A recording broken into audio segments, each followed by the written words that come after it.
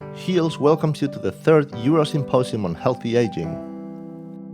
HEALS is the largest non-governmental organization in Europe promoting and advocating scientific research into longevity and biogerontology. Thanks to generous support from our sponsors, HEALS was able to organize this conference.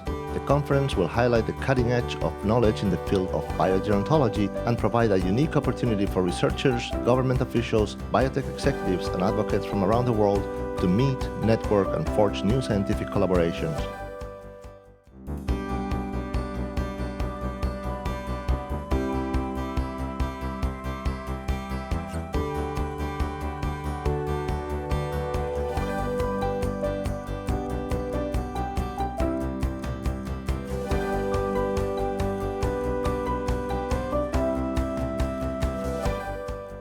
There are so many fascinating people here that I forgot more or less to prepare my presentation, my speech. So the good news is it will be very short, and there will be also some place for discussion. So for this speech, we suppose that it is probably possible to find a treatment against aging. So that's not true, but we suppose that it is possible, that it will be possible. And we also suppose that it will be very complicated. So first, reminder also, today, like every day, about 160,000 people died in the world, and about 120,000 people die of diseases related to old age. The first part of my speech is about radical life extension, and the second about artificial intelligence. About radical life extension, actually, like David was also saying, you can see the evolution in 2 or 3 different ways. There is the optimistic point of view. During the last 150 years, we multiplied the average length of life by 2. Each year, since more than 1 century, we win 2 or 3 months of life expectancy, and we could ever reach the longevity escape velocity, so we could ever have 1 year more each year, and so never die of old age. That's the optimistic way to see it. But you can also see, speak about the maximal lifespan and be a lot less optimistic. So the first person to ever reach 100 years of age is born more than 3,000 years ago. During in Greece and even probably in China, there were already people reaching the age of 100 years. Probably, we are not totally sure. And you can even say that the last 20 years we are decreasing, because Jeanne Calment died already almost 20 years ago. She reached 122 years, and at the moment the oldest person in the world is only 117, or she will be 117 in a few days. Concerning the diseases related to old age, you can also take different point of views. You have the very optimistic point of view. People die nowadays, when they die of old age, only from 3 main causes: cardiovascular diseases, cancers, and neurodegenerative diseases. Concerning cardiovascular diseases, the progress is incredible. For example, in Belgium, the last 50 years, mortality due to cardiovascular diseases decreased with more or less 50%. It's going incredibly fast. For cancers, you also know that it's going very fast. Mortality due to cancers is decreasing with more or less 1% each year. For neurodegenerative diseases, we don't progress concerning really treatment, but we understand a lot better each year what's happening, and we begin to be able to cure, at least for mice, not yet for humans. But you can also see a way more complicated. You probably, many of you know about the 7 causes of aging described by Oberdegray and described by the strategies for engineering negligible senescence. And it looks not so much complicated, not so much more complicated, except that the difference here is following what Oberdegray is thinking. You have to find a solution for the 7 causes to really progress concerning the maximal lifespan. So already more complicated. But you can also see like this. This is one of the best schemas showing how is aging working, let's say. And there are people who think everything is related, and if you don't find a solution to all problems altogether, you are not going to solve aging. So actually, we don't know if the solution is complicated or if the solution is easy. But let's say even if there is only 30% chance that it is very complicated, we have to invest in artificial intelligence because only 30% chance to have a solution for a problem for causing millions of deaths is, of course, it's good to invest in that. Now about artificial intelligence and about general artificial intelligence. You probably all know about Moore's law, except that it is not a law, it's an observation. So the fact that computer power and informatics power is increasing at an exponential rate. You probably also know that it's even going faster concerning sequencing of DNA. And there is no law, actually. There is a technological progress going on, but technological progress, you can choose it. Sometimes, like between 1957 and 1969, technological progress is going extraordinarily fast because there is a kind of collective decision to do it. But sometimes it's going extraordinarily slow, like between 1976 and nowadays, planes are not going faster. And so what I really want to say here today is if there is a kind of collective decision to invest in artificial intelligence for life extension, it's a political choice that we are able to do. You know, there are many discussions related to artificial intelligence. It could be good.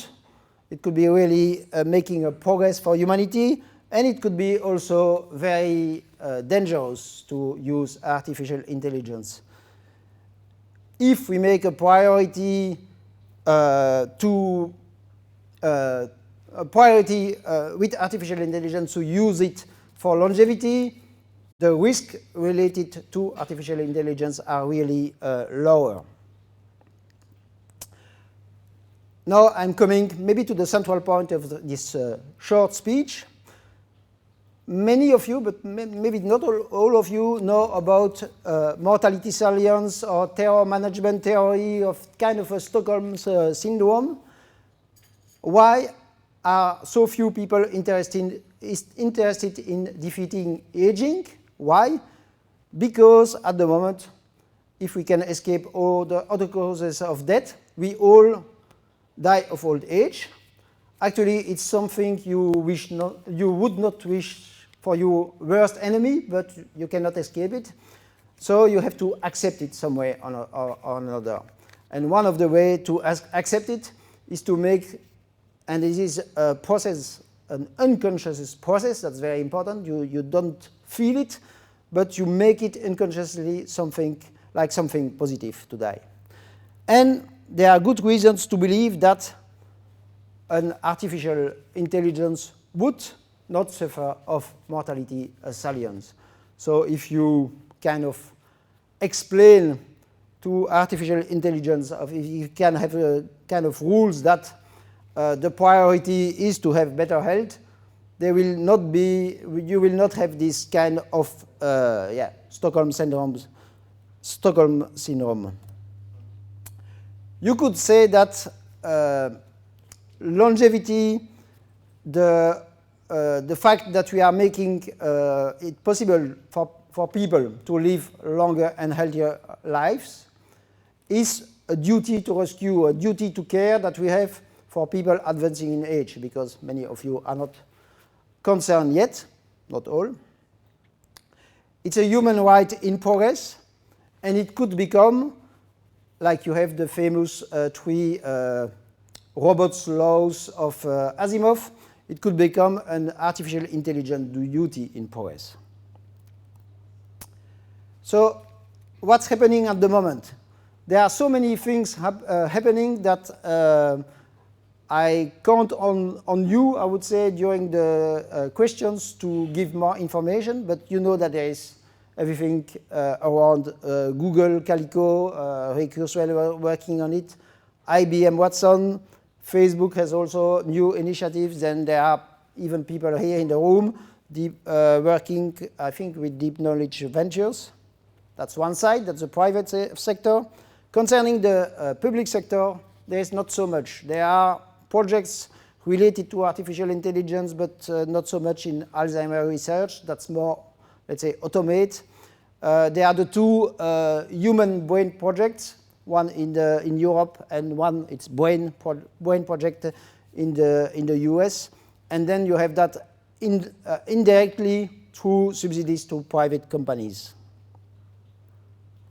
So not enough, and I really think that it should be, once again, priority. Sorry. In what does it mean? So it means, in general, all aspects around automate research, with a priority to research related to health and longer lives.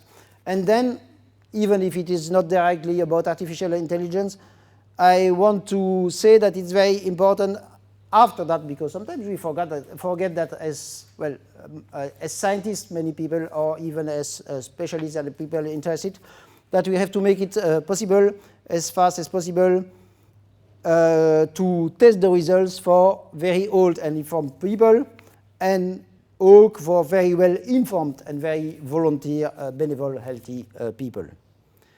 That's already the end of my speech, because I really want some space for the discussion. And I have only one sentence for the conclusion, so that we need artificial intelligence for more non-artificial equality, solidarity, and happiness. And thank you already.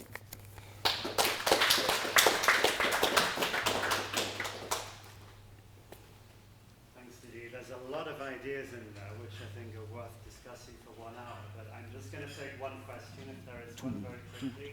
Okay, very short, please. I'm always very short. Now, I would like to stress the hidden, not so hidden, but hidden political implications of what you said, especially in this last slide, because to combine equality, solidarity, happiness, and this technological progress in this capitalistic society dominated by financial groups is a real radical political challenge. No, I like it because, yeah, but we must be aware of it.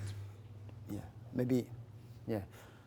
Just maybe it's another discussion. I could extend on this. I could speak a lot of this on this, but here I wanted to speak about the aspect of artificial intelligence. But and it's also in the discussion concerning the resolution. But yeah, let's say only one thing. But once again, it's outside the scope. But only one thing.